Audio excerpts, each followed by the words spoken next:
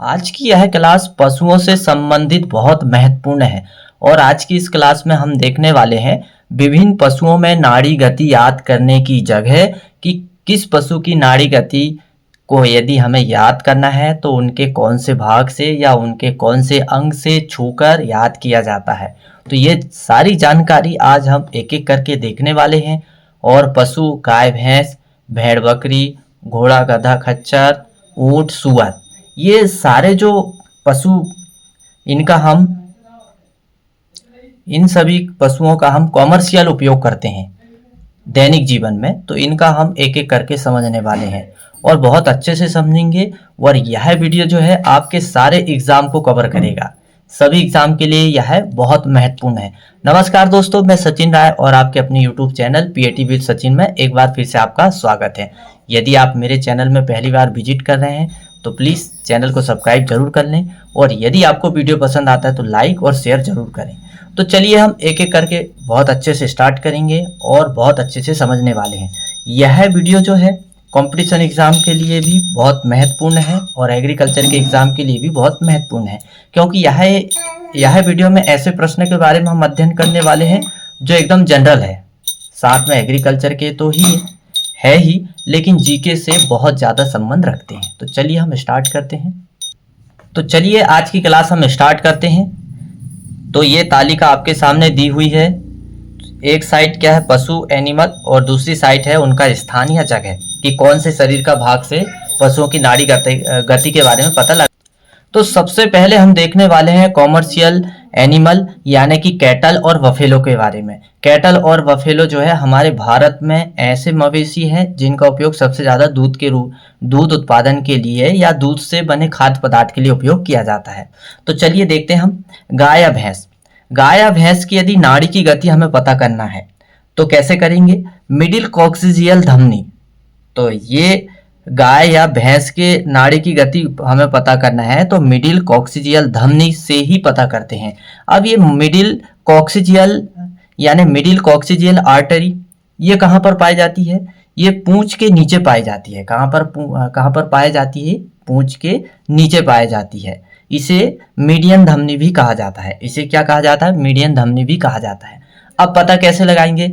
आप पूंछ पकड़िए पशु गाय या भैंस की और पूंछ के जो निचला भाग रहता है आप वहां अंगूठा रखिए, तो पूंछ के जो नीचे साइड वाला भाग है वहां पर से ये धमनी जाती है और इसी धमनी से जो है नाड़ी की गति का पता चलता है कि पशु की नाड़ी की गति कम चल रही है या धीमी चल रही है या पशु बीमार है या स्वस्थ है। यदि नाड़ी की गति से पता करना है तो ऐसे पता करते हैं।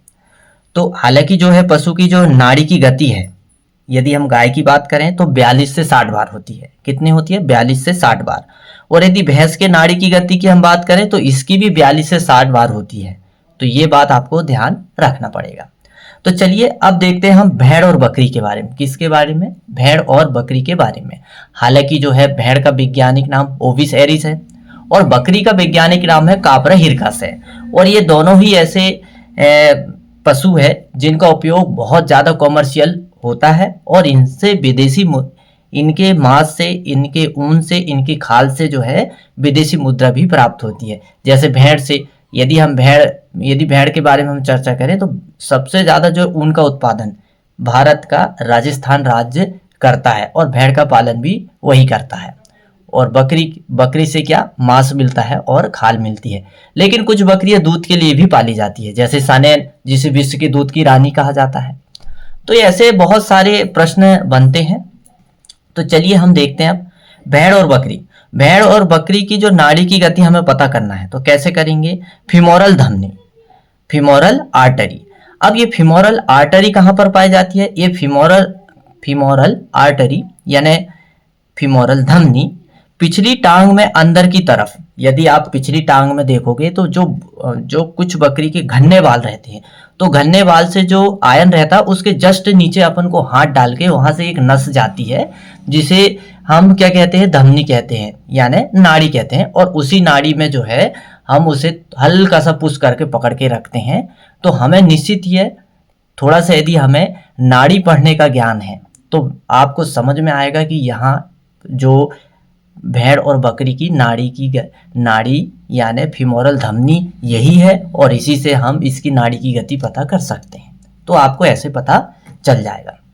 हालांकि जो है भेड़ बकरी की हम बात करें तो भेड़ में जो गुणसूत्र की संख्या होती है 54 होती है, और बकरी में गुणसूत्र की संख्या 60 होती है। बाकी आप मुझे जो है भेड़ और बकरी के जो है शरीर का तापमान फ़ारेनहाइट में आप बताइएगा कमेंट्स करके कि कितना होता है। अब चलिए आगे हम बढ़ते हैं तीसरी कलम में, घोड़ा, गधा और खच्चर। अब हम इन 3 जानवरों के बारे में पता करना है, चूंकि ये तीनों जानवरों का कृषि में बड़ा ही उपयोग है बोझा ढोने के लिए, और घोड़ा, गधा और खच्चर का। अब इनकी नाड़ी की गति हमें पता करना, तो कैसे करेंगे? बाह्य मैक्सिलरी धमनी, एक्सटर्नल मैक्सिलरी आर्टरी। अब बाह्य मैक्सिलरी धमनी, अब ये बाह्य मैक्सिलरी धमनी कहाँ पर पाई जाती है शरीर में? तो निचले जबड़े पर, मीडियन धमनी। यदि हम निचला जबड़ा देखेंगे तो निचले जबड़े में ये धमनी पाई जाती है। वो बिल्कुल आपको उभरी हुई अलग ही समझ में आएगी। जो मेन धमनी रहती है, मेन नाड़ी रहती है, वो आपको यदि आप इन तीनों जानवरों का जबड़ा यदि देखेंगे नीचे, तो वो खुद ही समझ में जाती है, जीभ के जस्ट नीचे होती है। तो वो धमनी में यदि हम पुश करके अंगूठे से पकड़ के रखेंगे और घड़ी लगा के हम टाइम देखेंगे, तो आपको निश्चित ये पता चल जाएगा कि ये जो है, आप वहां से जो है घोड़ा, गधा और खच्चर की नाड़ी गति पता कर सकते हैं। हालांकि ये जो नाड़ी की गति पता करने का एक तरीका है, और यदि हमें पशुओं के बीमार है या नहीं है ये पता करने का और दूसरे भी तरीके हैं, जैसे थर्मामीटर है, या फिर उनका फिजिकल आइडिया देख के उनकी शारीरिक स्थिति देखकर भी आपको पता लग सकता है। जैसे गाय भैंस में यदि बीमार है तो उनके नाक का पानी सूख जाता है, चेहरे का रंग उतर जाता है, पशु अप्रसन्न दिखाई देता है, पशु के कान लटक जाते हैं, पशु चारा खाना कम कर देता है, पशु के दूध का उत्पादन घट जाता है। तो ये सारे सिम्टम्स जो है हमें दिखाई देते हैं। तो हालांकि सभी पशु में यह सिम्टम्स दिखाई देते हैं। अब अगला जानवर क्या है हमारे सामने, जो है ऊंट है, कैमल। हालांकि जो है ऊंट 2 तरह की होती है, सिंगल हम्प ऊंट और डबल हम्प ऊंट, यानी जिसमें सिंगल कुबड़ पाया जाता है और डबल कुबड़ पाया जाता है। और ऐसे तो ऊंट यदि हम देखें तो राजस्थान का रेगिस्तान का जहाज भी ऊंट कहा जाता है। अच्छा, ऊंट को रेगिस्तान का जहाज क्यों कहा जाता है? क्योंकि ऊंट एक ऐसा पशु है जो सबसे ज़्यादा राजस्थान में उपयोग होता है, और राजस्थान का जो है शुष्क वातावरण है, यानी बारिश बहुत कम होती है, और इसके पैरों की कुछ इस तरह से बनावट होती है, यदि इसको रेगिस्तान में भी चलाया जाए तो रेगिस्तान में इसके पैर धंसते नहीं हैं, इसलिए इसे रेगिस्तान का जहाज भी कहा जाता है। तो चलिए ऊंट के बारे में देखते हैं। ऊंट में कैसे पता चलेगा? पश्च टिबिया धमनी। तो ऊंट में क्या पाई जाती है? Posterior tibial artery. तो जो टांग है, टिबिया, टांग में एक हड्डी पाई जाती है टिबिया, तो वहां से इसके नाड़ी की गति का पता चलता है। तो टिबिया से क्या है, नाड़ी की गति का पता चलता है।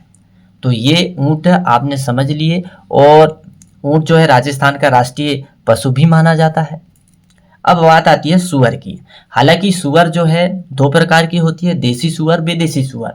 तो देसी सुअर जो है कॉमर्शियल उपयोग पालते हैं, और विदेशी हालांकि जो है इसको 3 भागों में बांटा गया है, देसी सुअर, विदेशी सुअर और जंगली सुअर। तो जंगली सुअर तो जो है नेचुरली रूप से जंगल में पाई जाती है, उसे पालने की आवश्यकता नहीं पड़ती। लेकिन देसी सुअर को जो है मांस लेने के लिए या मांस के उत्पादन के लिए पाला जाता है। और बात आती है विदेशी सुअर की, तो विदेशी सुअर किन्हें कहा जाता है? विदेशी सुअर वो सुअर होती है जो क्रॉस नस्ल होती है, और अच्छी उत्पादकता, प्रोडक्टिविटी के कारण उनको विदेश से हमारे भारत में आयात करके उनको पाला जाता है। तो ये होती है विदेशी सुअर। जैसे यॉर्कशायर है, वर्कशायर है, हैम्पशायर है, ये सारी जो है विदेशी सुअर की नस्लें हैं। तो चलिए अब देखते हैं सुअर की नाड़ी की गति कैसे पता करेंगे? फीमोरल धमनी। सुअर की जो नाड़ी की गति जो है पता करना है तो फीमोरल धमनी से पता चलेगा। कैसे पता चलेगा? फीमोरल आर्टरी से पता चलेगा। अब ये फीमोरल आर्टरी जो है आपको पता ही है, इससे पहले हमने बकरी और भेड़ में देखे थे। फीमोरल धमनी जो है पिछली टांग यानी जो जांग है वहां पर अंदर की साइड होती है, तो इसमें भी सेम अंदर के साइड होती है। या फिर आप बोल सकते हैं मीडियल कॉक्सिजियल धमनी। तो इसका दूसरा और तरीका है मिडिल कॉक्सिजियल धमनी, यानी पूंछ से भी इसके नाड़ी की गति पता कर सकते हैं। तो आज की जो क्लास है हमारी मोस्ट इम्पोर्टेंट थी, और आज की क्लास में हमने क्या समझा कि विभिन्न पशुओं में नाड़ी की गति याद करने की जगह क्या है, नाड़ी के गति का तरीका याद करने का। हालांकि मनुष्यों में बड़ा इजी होता है, कलाई से ही समझ में आ जाती है नाड़ी की गति, लेकिन पशुओं में उनके अंग जो है भिन्न भिन्न स्थान पर होते हैं नाड़ी की गति पता करने का। तो आज की ये क्लास या आज का ये वीडियो आपको कैसा लगा, आप मुझे कमेंट्स ज़रूर करिएगा। यदि पसंद आया हो तो लाइक करिए, और यदि अच्छा लगा हो तो आप शेयर ज़रूर करिएगा। हाँ, लेकिन एक बात विशेष ध्यान रखने योग्य है, यदि आप मेरे चैनल में पहली बार विजिट कर रहे हैं तो ऐसे बहुत सारे अच्छे एग्रीकल्चर के अपडेट के लिए चैनल को आप सब्सक्राइब करना ना भूलें। तो बस आज की क्लास में इतना ही, बाकी की जानकारी हम अगली क्लास में देखने वाले हैं।